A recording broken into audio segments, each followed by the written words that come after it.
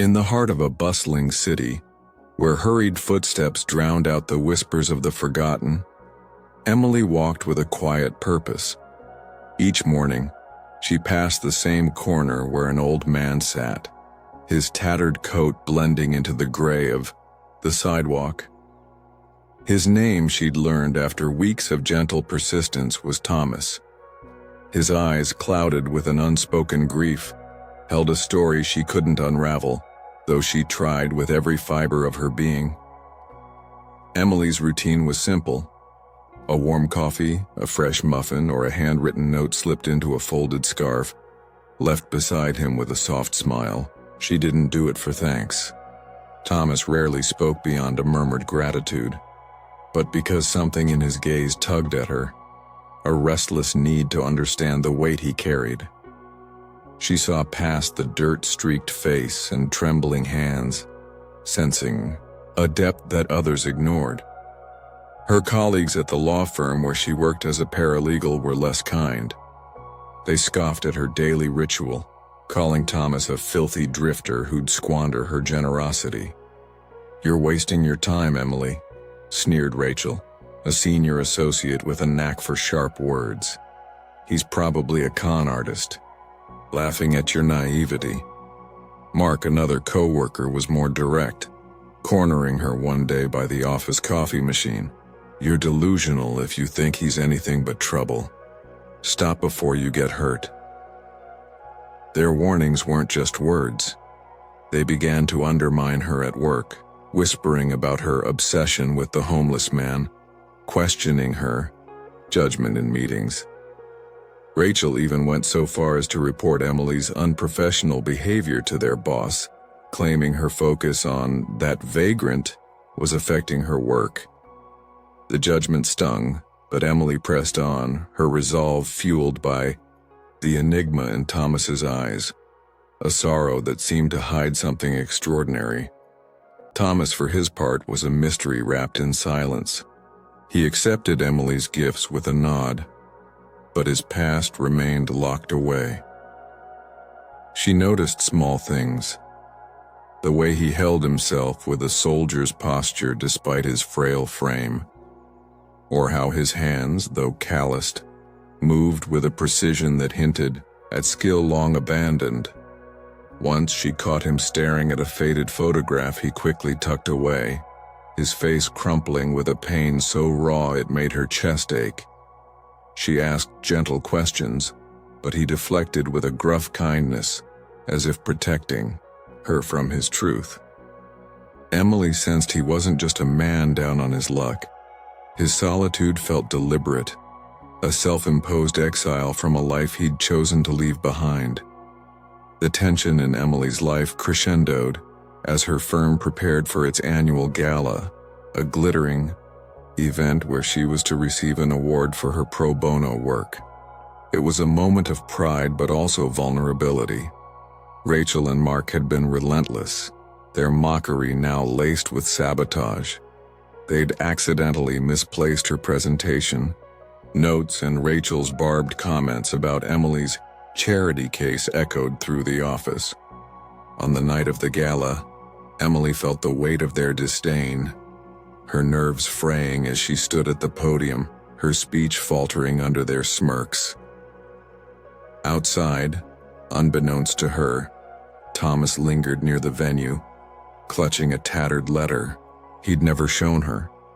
He'd been there before, watching from the shadows, his presence unnoticed by the crowd, until a group of teenagers taunted him, shoving him to the ground and scattering his few belongings. Emily, stepping outside for air, saw the scene and rushed to his side, her heart breaking at his humiliation.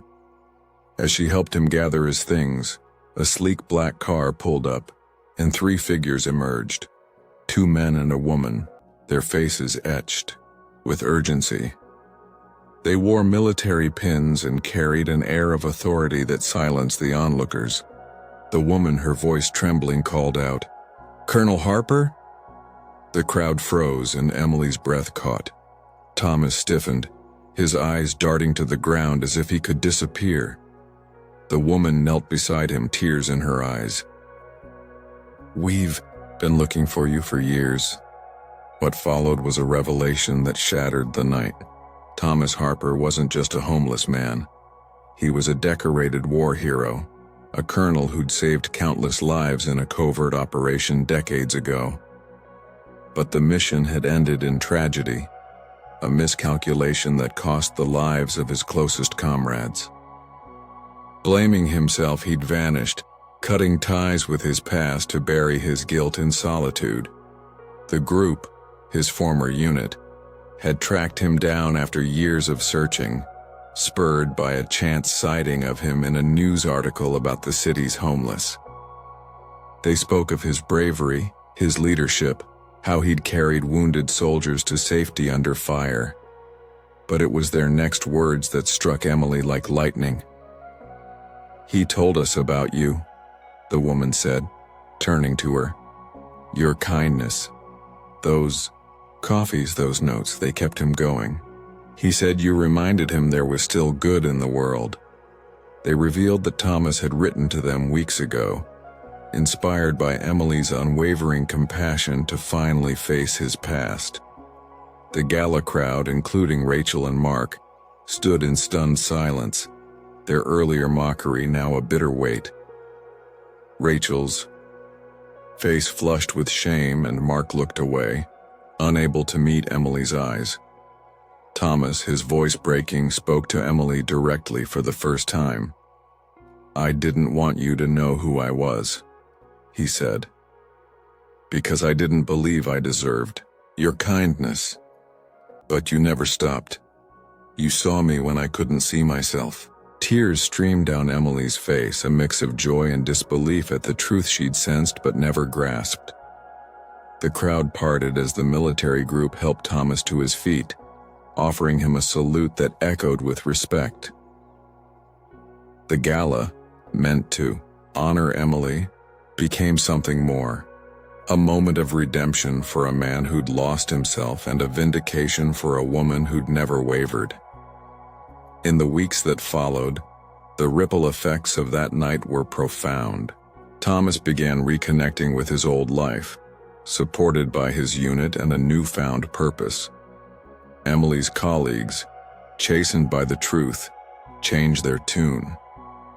Rachel, in a quiet moment, apologized, her voice thick with regret, and even volunteered at a local shelter. Mark, though slower to act, began donating to veteran support programs. His cynicism softened.